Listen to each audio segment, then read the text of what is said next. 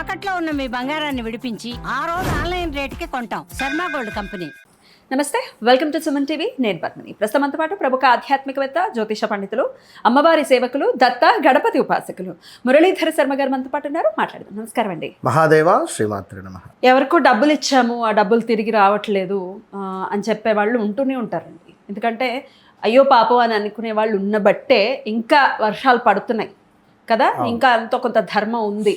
అయ్యో పాపం సాటి మనిషి కష్టాల్లో అన్నప్పుడు మనసు కరిగేటటువంటి మనుషులు ఉన్నారు. అయితే ఇట్లా మేము సహాయపడ్డాము, ఏదో కష్టం అంటే సహాయపడ్డామంటే మళ్ళీ మా డబ్బులు మాకు తిరిగి ఇవ్వమంటే మమ్మల్ని శత్రువుగా చూస్తున్నారు.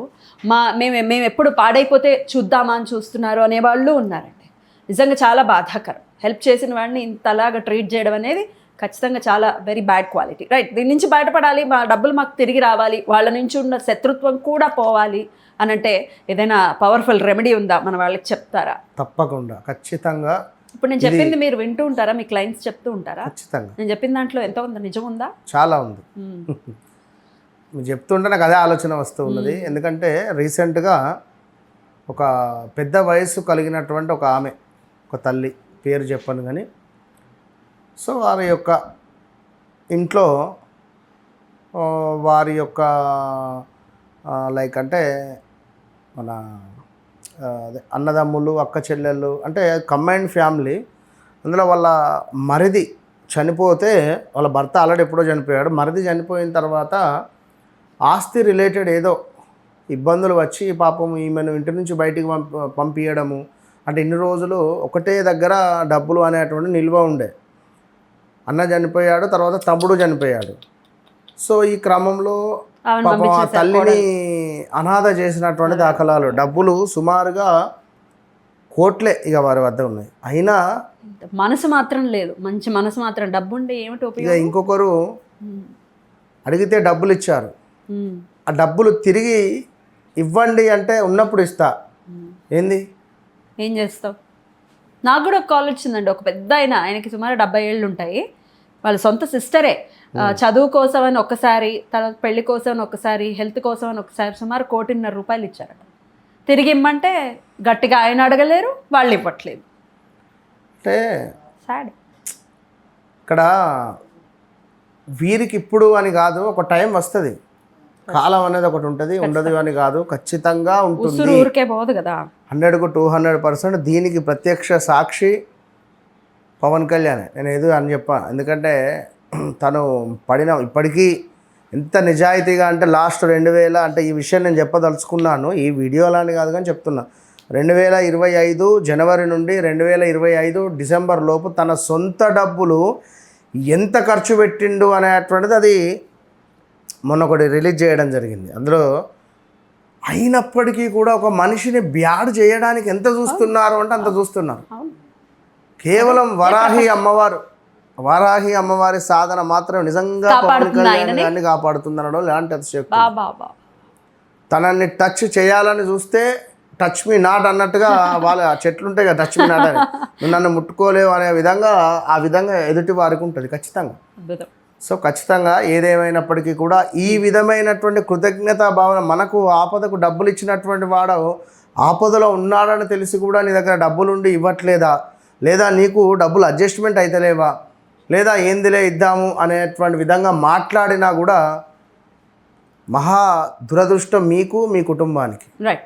ఏది ఏమైనా డబ్బులు ఇచ్చినటువంటి వారు మనసు బాధగా ఉంటుంది కనుక డబ్బు పరమైనటువంటి ఇబ్బందులు కానీ, శత్రుపరమైనటువంటి ఇబ్బందులు కానీ, ఆస్తిపరమైనటువంటి ఇబ్బందులు కానీ, మాకు ఖచ్చితంగా అద్భుతం జరగాలి అని అనుకునేటువంటి వారు కాళికా అమ్మవారికి సంబంధించినటువంటి కాళికా దీపాన్ని పెట్టండి, అంతే. కాళికా దీపం. ఎస్, ఇది మోస్ట్ పవర్ఫుల్, అంటే మోస్ట్ పవర్ఫుల్. ఇది ఎవరైతే చేస్తారో మంగళవారం రోజు మాత్రమే చేయాలి. ఒకవేళ కుదిరితే అమావాస్య మహా అద్భుతము. రేపు వచ్చే అమావాస్య, ఆదివారం అమావాస్య చేసుకోవచ్చా అండి? ఖచ్చితంగా చేసుకోవచ్చును. ఇంకా విశేషమే. అద్భుతం. అయితే మనకు శివరాత్రి రోజు నిషి సమయం అని చెప్పి ఒకటి ఉంటుంది. నిషిద్ధి కాలం 12 ఆఫ్టర్. సో ఎప్పుడైతే 12 గంటల నుండి 1:30 మధ్యలో నిషి పూజగా చెప్పబడేటువంటిది సో ఆ రోజు నాడు చేసుకునేటువంటి పూజ కానీ ఆ రోజు నాడు స్వామికి సమర్పించే బిల్వార్చన కానీ మనకు అఖండ ఐశ్వర్యాన్ని తెచ్చిపెడుతుంది. అదేవిధంగా మంగళవారం రోజు ఈ నిషిధి సమయములో కానీ అంటే అర్ధరాత్రి లేదా అమావాస్య రోజు నిషిధి సమయంలో కానీ ఎరుపు రంగు వస్త్రాన్ని తీసుకొని చక్కగా ఎరుపు రంగు వస్త్రాన్ని తీసుకొని దానిపై ఒక దీపారాధన అంటే దీపం లైక్ ఎరుపు రంగు వస్త్రంపై ఒక అది ఎలాంటి దీపం అంటే మనకు అంటే అఖండ దీపము అని చెప్పి చూపిస్తూ ఉంటారు. అంటే 5 వత్తులు వేసే విధంగా ఉండాలి మనకు. అది 5 వత్తులు వేసే విధంగా ఉండాలి. పెద్దగా 5 వత్తులు వేసే విధంగా ఉండాలి. ఏదైనా మాల్సులలో ఫంక్షన్ మన లైక్ ఏదైనా ఓపెనింగ్స్ అప్పుడు అక్కడ మన జ్యోతి ప్రజ్వలన చేస్తూ ఉంటారు కదా, ఆ విధంగా పైన ఉండే విధంగా చూసుకోండి. మంచి కుందు అయితే కుందు తీసుకొని చక్కగా కూడా 5 దిక్కులకి మనం ఒత్తులు వేస్తాం. ఒత్తులు వేసుకొని ఆ పైన ఉండేటువంటి ఆ యొక్క లైక్ దానికి చక్కగా కూడా ఎరుపు రంగు కుంకుమతో బొట్టు పెట్టుకోండి. అంటే కుందుకు ఉండేటటువంటి దాన్ని ఏమంటారు, కొమ్ములాగా ఉంటుంది. ఎస్ అంతే. కుదిరితే ఈ యొక్క మన వత్తులను కూడా కాస్త కుంకుమ రూపకంగా చేయండి. ఎరుపు రంగుగా చేసేసి వేసేసి సపరేట్గా వేయాలి. ఒక్కొక్క సపరేట్గా 5 జ్వాలలు వెలగాలి మనకు. కేవలం ఒకే దీపము 5 జ్వాలలు వచ్చే విధంగా చూడండి. ఆ దీపం వెలిగించే ముందు ఈ విధంగా రైట్ హ్యాండ్ పైన ఉండాలి, లెఫ్ట్ హ్యాండ్ కింద ఉండాలి. కాస్త ఈ వేలులు దానికి తాకే విధంగా పట్టుకొని చక్కగా కూడా మధ్య వేలు దీపంలో అంటే నూనె వేస్తున్నామండి, నెయ్యి వేస్తున్నాం, నువ్వుల నూనె వేస్తున్నాం. నువ్వుల నూనెకి తాకేలాగా మధ్య వేలు రైట్ హ్యాండ్ అంతే పెట్టుకొని చక్కగా కూడా మనస్సులో ఓం హ్రీం క్రీం ఆం కాళికాయై ప్రాణం ఆవాహయామి స్వాహ. ఇది 3 సార్లే చెప్పండి, మళ్ళీ ఇది ఎక్కువసార్లు చదవద్దు. ఓన్లీ 3 టైమ్సే చెప్పండి దయచేసి. కూడా చక్కగా కూడా మీరు స్నానాది కార్యక్రమాలు చేసుకోండి. చక్కగా కుదిరితే ఎర్ర వస్త్రాలనే ధరించండి. ఎర్ర వస్త్రాలను ధరించండి. చక్కగా కూడా మనకు ఎర్ర వస్త్రాలు ధరించండి. దీపారాధన చేసే ముందు చక్కగా కూడా ఈ విధంగా రైట్ హ్యాండ్ పైన ఇట్లా పెట్టేసి నేను చెప్పినటువంటి మంత్రాన్ని చదువుకోండి. దీపాన్ని వెలిగించే ముందు చక్కగా ప్రాణప్రతిష్ఠ మంత్రాన్ని 3 సార్లు చెప్పుకోండి. అటు పిమ్మట నేను ఇచ్చేటువంటి మంత్రాన్ని కేవలం 1008 సార్లు చదవండి. ఇప్పుడు నేను చెప్తున్నాను, ఓం శ్రీం కాళికాయై స్వాహ, ఓం శ్రీం కాళికాయై స్వాహ. ఎలాంటి ఇబ్బంది లేదు. ఎందుకంటే కొంచెం మనకు కోపం అధికంగా వస్తుంది, అందులో తప్పు లేదు. కానీ విచక్షణ జ్ఞానం అనేటువంటిది కోల్పోకుండా మీరుండండి. కొంచెము ఉగ్రం కోపం వస్తుంది, కానీ మనకు పనులు అవుతుంది, తొందరగా పనులు అవుతుంది. కనుక ఈ మంత్రాన్ని 1008 సార్లు జపించండి. లేదు అనుకున్న ఓం హ్రీం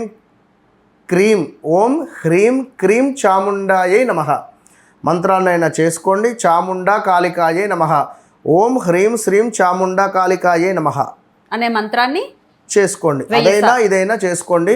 మంచిగా గుగ్గిలం వేసుకోవాలి అమ్మవారికి. అంటే ఆ దీపం దగ్గర కూర్చొని చదువుకోండి. ఇంకా కావాలి అని అనుకున్నట్టయితే, ఇంకా అద్భుతంగా ఉండాలి అని అనుకునేటువంటి క్రమంలో ఫోటో పెట్టుకోండి అమ్మవారిది.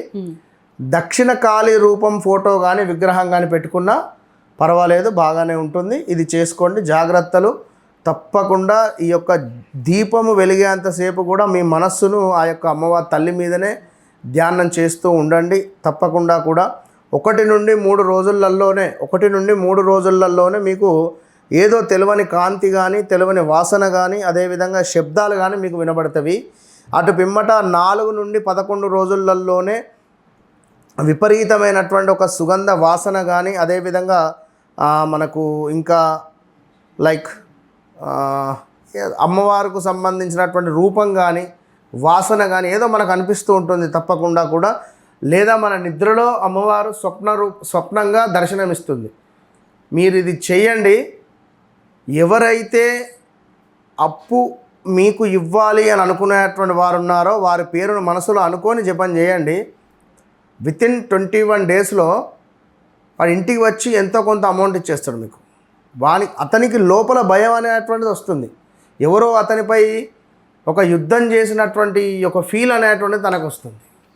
అట్లా ఉంటుంది. అంతే, అమ్మవారు ఖచ్చితంగా తీసుకొస్తుంది. No doubt. దాంట్లో అద్భుతం అండి. ఖచ్చితంగా చేసుకుని ఒక్కసారి చేస్తే సరిపోతుంది. కంటిన్యూస్గా 11 రోజులలో ఇప్పుడు నేను అదే 1 నుండి 3 రోజులలో అమ్మవారికి సంబంధించిన శబ్దం కానీ వాసన కానీ లైక్ మనకు అంటే ఒక అనిపిస్తే సెట్ ఒక 11 రోజులు ఒక సెట్ చేస్తే అంతే.